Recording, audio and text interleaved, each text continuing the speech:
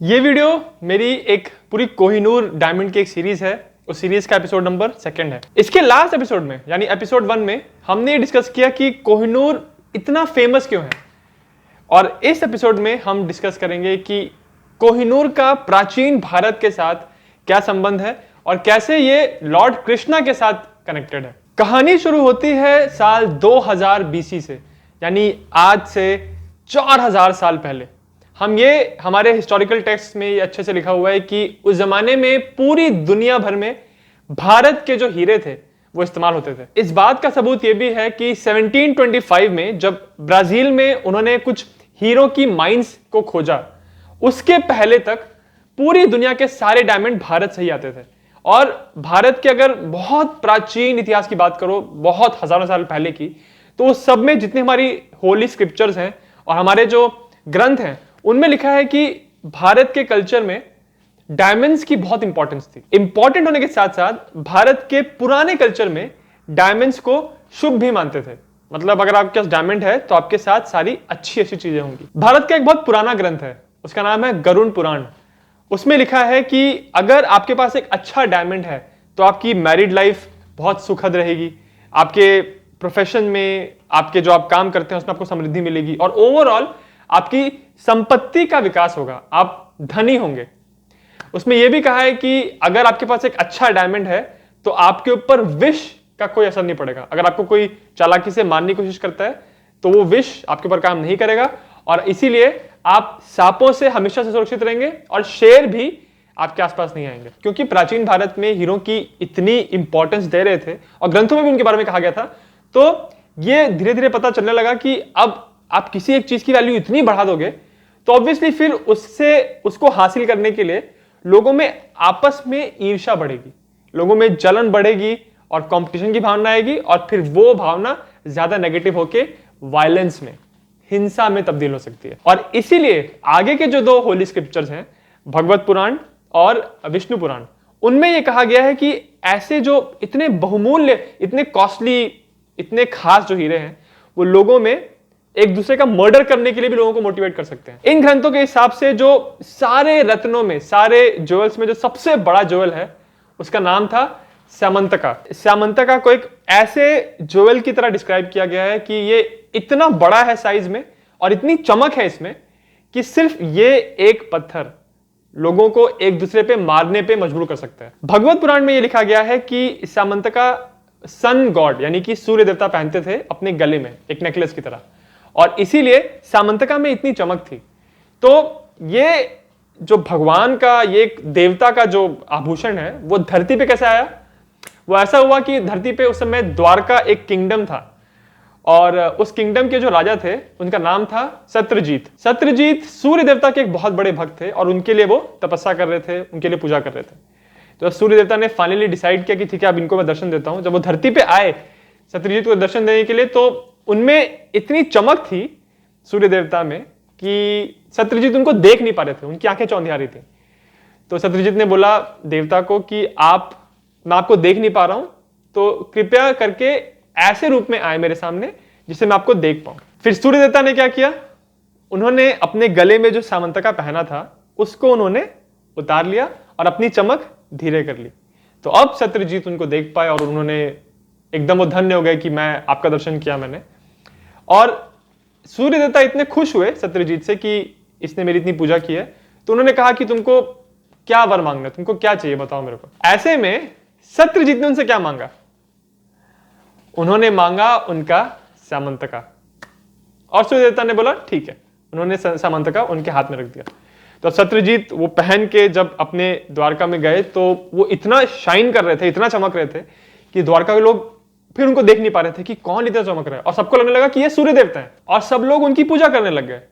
But उसी समय द्वारका में एक और व्यक्ति रहता था जिसने ये कहा कि ये सूर्य देवता नहीं है, ये जो इतना चमक रहे हैं ये एक आभूषण, एक रत्न की वजह से जो उन्होंने पहना हुआ है इसलिए वो चमक रहे हैं। और ये व्यक्ति थे भगवान कृष्ण।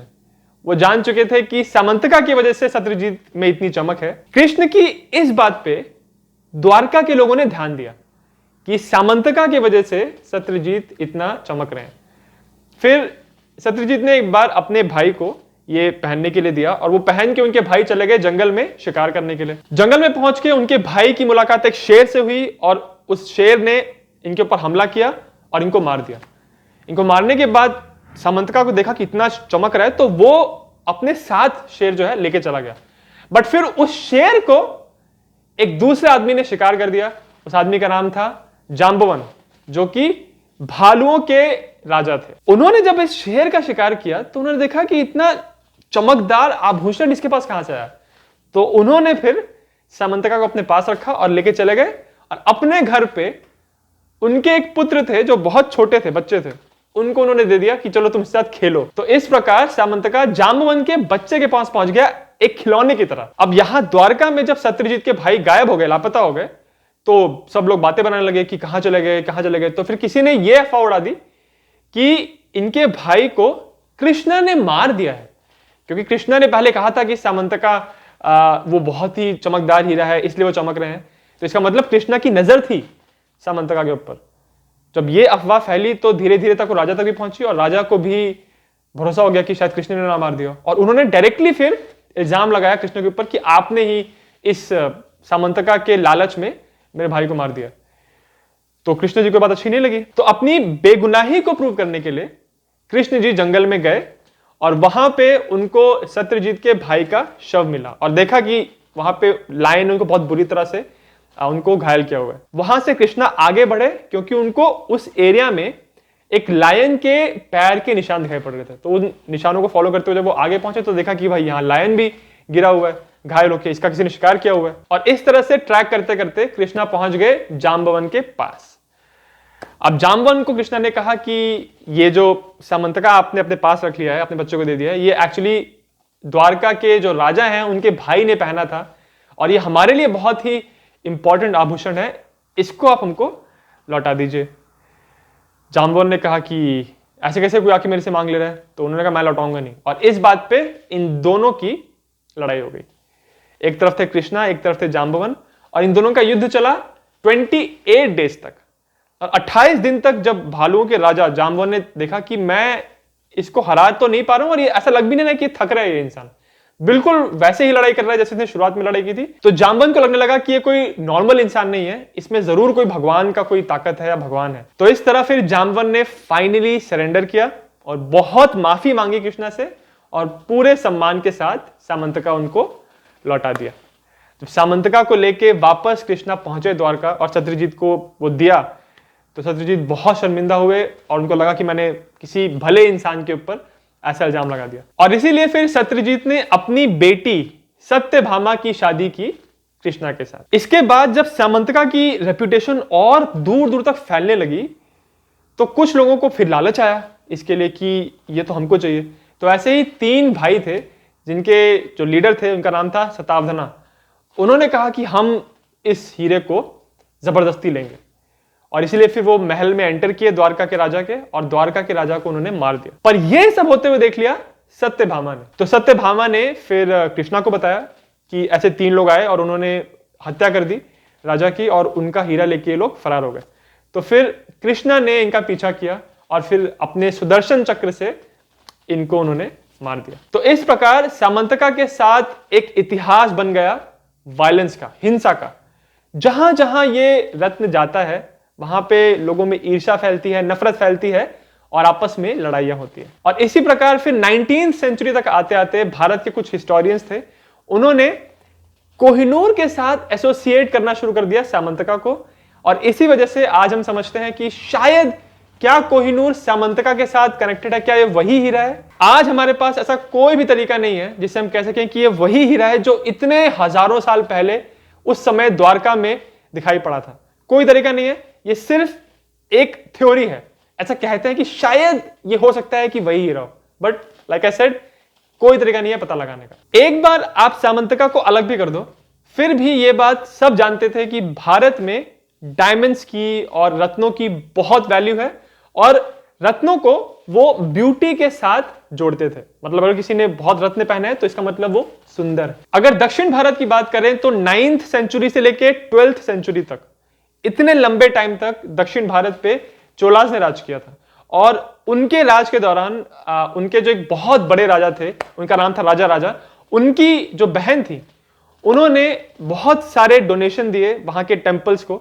स्पेशली थांजावुर में एक बहुत बड़ा टेम्पल है, वहां पे उन्होंने बहुत सारा डोनेशन दिया और इन डोनेशंस में उन्होंने बहुत सारे हीरे जवाहरात सोना चांदी बहुत सारा दिया। और एक्चुअली आज भी उस टेम्पल में अगर आप जाओ तो वहां पे बहुत लिखा हुआ है एक्चुअली वर्ड्स में कि ये इतना इतना इतना इतना दिया था, और वो इतना सारा लिखा है कि बहुत मीटर तक लिखा हुआ है, इतना डोनेशन दिया था राजा की बहन ने। भारत में जो भी आता था, चाहे वो अटैक करने के लिए आता था या फिर घूमने के लिए आता था, वो हमेशा ये देख के इस बात पे पक्का कमेंट करता था कि यहाँ के लोग कितने आभूषण पहनते हैं, कितने हीरे जवाहरात उनके शरीर पे होते हैं। दिल्ली में जो खिलजी सल्तनत थी, उनके जो बहुत फेमस कवि थे उनके दरबार में, उनका नाम था अमीर खुसरो। उन्होंने भी उनके भंडार को, उनके ज्वेल के कलेक्शन को देख के कहा था कि इतने ज्वेल उन्होंने लाइफ में कभी नहीं देखे और किसी भी इंसान ने धरती पे एक साथ एक खजाने में इतने डिफरेंट डिफरेंट टाइप के और इतने सुंदर सुंदर आभूषण नहीं देखे होंगे। उसके अलावा बाहर के भी जब ट्रैवलर्स इंडिया में आते थे, वो भी इस बात की बहुत तारीफ करते थे। एक पोर्चुगीज ट्रैवलर था जिसका नाम था गार्सिया दे ओर्टा। जब वो भारत में आए, उन्होंने भी बहुत ट्रैवल किया, बहुत सालों तक पूरे भारत में घूमे वो। और क्योंकि वो बाहर के थे, ट्रैवलर थे, तो सारे जो किंगडम्स थे वो उनका स्वागत करते थे। उन्होंने भारत में आके बहुत सारा जो भारत का एंशिएंट साइंस था, मेडिकल साइंसेस था, हमको जो इंडियंस को जो नॉलेज थी जड़ी बूटियों के बारे में, वो सब कुछ उन्होंने इकट्ठा किया और उनको समझा और लिख लिख के फिर यूरोप में वो लेके गए। और इसी के साथ साथ उन्होंने ये भी देखा कि भारत में बहुत तरह के डायमंड्स होते हैं।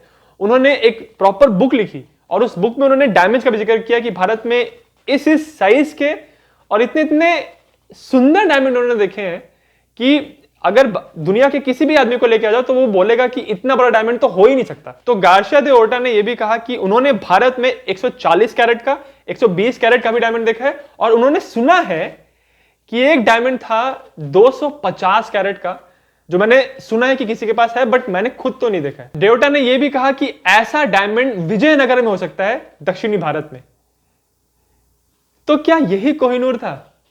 क्या हम कह सकते हैं कि विजयनगर का वो डायमंड जो 250 कैरेट का था, क्या ओरिजिनल कोहिनूर वही था और बाद में वो ब्रिटिश लोग के पास पहुंच गया? वंस अगेन, इसको एग्जैक्टली पता लगाने का कोई तरीका नहीं है। यह भी एक थ्योरी है कि गार्सिया दे ओर्टा ने जो 250 कैरेट का डायमंड देखा था, हो सकता है कि साउथ इंडिया में उन्होंने कहा था कि देखा है उन्होंने सुना उसके बारे में, और साउथ इंडिया में ही डायमंड्स बनते थे, निकलते थे, ढूंढे जाते थे। तो हो सकता है कि ये वही डायमंड हो। ये सब कुछ थ्योरीज हैं कि कोहिनूर का पुराना कनेक्शन क्या है भारत के साथ। बट 1526 साल में भारत के उत्तरी हिस्से से, अफगानिस्तान है जहां पे आज, वहां से एक एरिया से एक आदमी था जो एक सेना लेके भारत की तरफ आया हमला करने के लिए। वो अपने साथ एक नया मिलिट्री इक्विपमेंट लेके आया था और इसीलिए उसने भारत में जब लड़ाई की तो यहां पे इब्राहिम लोदी का राज था दिल्ली में, उसको उसने इस लड़ाई में हरा दिया। और इस लड़ाई को हराने के बाद उसने भारत में एक नए साम्राज्य की स्थापना की, जिसको आज हम कहते हैं मुगल साम्राज्य। और इस आदमी का नाम था बाबर। तो बाबर के हाथ में कोहिनूर कैसे लगा, इसके बारे में हम अगले एपिसोड में बात करेंगे। कोहिनूर की ये जो पूरी कहानी है, इसको अगर आपको खुद डिटेल में पढ़ना है तो एक बुक मैं रिकमेंड करूंगा, उसका नाम है कोहिनूर, और उसका लिंक मैं इस वीडियो के डिस्क्रिप्शन में डाल दूंगा। और इस वीडियो का जो नेक्स्ट एपिसोड है उसका लिंक भी इस वीडियो के डिस्क्रिप्शन में मैं डाल दूंगा।